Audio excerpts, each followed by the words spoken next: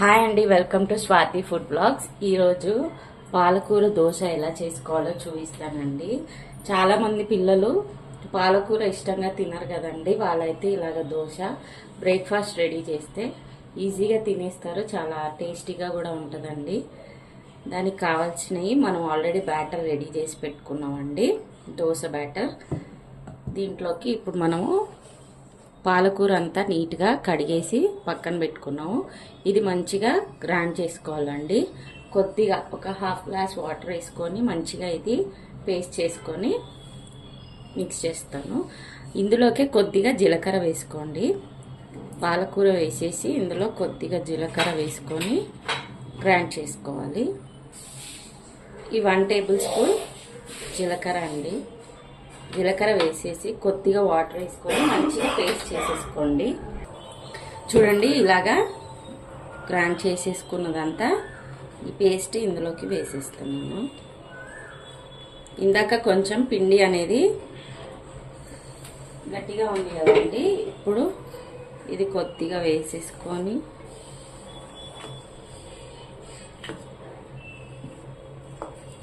ఇలాగ కలిపేసుకోండి. అప్పుడు కొద్దిగా పలసగా అవుతుంది. ఇందాక చిక్కగా ఉంది కదా పిండి అంతా. ఇప్పుడు చూడండి, ఈ విధంగా అయింది.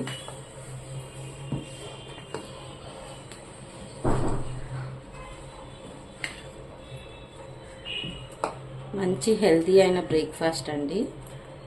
సరే, ఈ విధంగా ట్రై చేసి, నేను ఆల్రెడీ ముందే సాల్ట్ వేసేసాను, మీరు చూసుకొని వేసుకోండి. ఇప్పుడు దోశ ఎలా వేయాలో చూపిస్తాను. మన బ్యాటర్ రెడీ అండి. ఇప్పుడు చూడండి, కొద్దిగా వాటర్ వేయండి. ఇలాగా మన ప్యాన్ కూడా రెడీ అయిపోయిందండి. మన పెనం కూడా వేడి అయిపోయింది కదా. ఇప్పుడు దోశ వేసిద్దాము.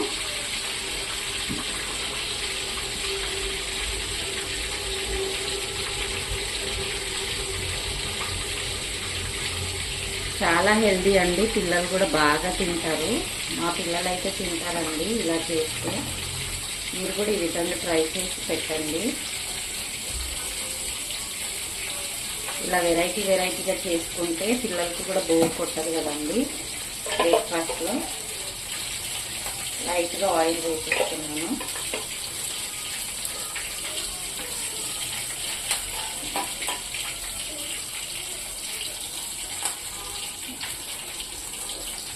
ఇప్పుడు చూడండి, మన దోశ మంచిగా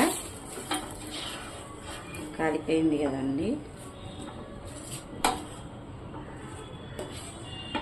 ఇదిగోండి, రెడీ అయిపోయింది.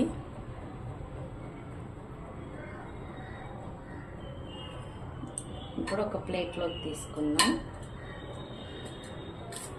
చాలా క్రిస్పీగా వస్తాయండి. చాలా క్రిస్పీగా బాగుంటాయి. ఒకసారి ట్రై చేయండి.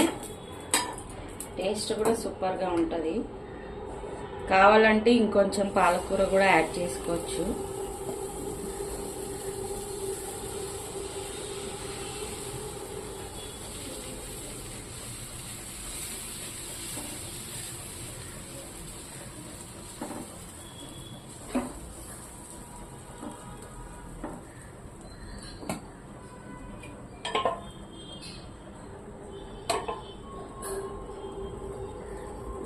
ఎక్కువ ఆయిల్ కూడా అవసరం లేదండి.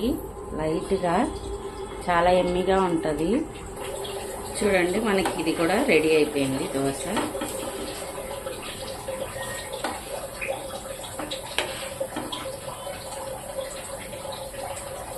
ఇదిగోండి, మన దోశ రెడీ అండి.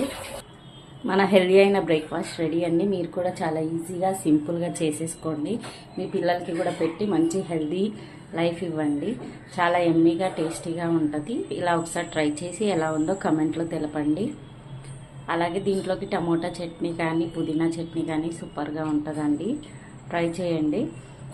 మీకు కనుక ఈ రెసిపీ నచ్చినట్లయితే లైక్ చేయండి, షేర్ చేయండి, కమెంట్ చేయండి. అలాగే సబ్స్క్రైబ్ చేయడం మర్చిపోకండి. ప్లీజ్, ఎవరు సబ్స్క్రైబ్ చేసుకోవట్లేదండి. వీడియోస్ చూస్తున్నారు కానీ సబ్స్క్రైబ్ చేసుకోవట్లేదు. ప్లీజ్ సబ్స్క్రైబ్ చేసుకోండి.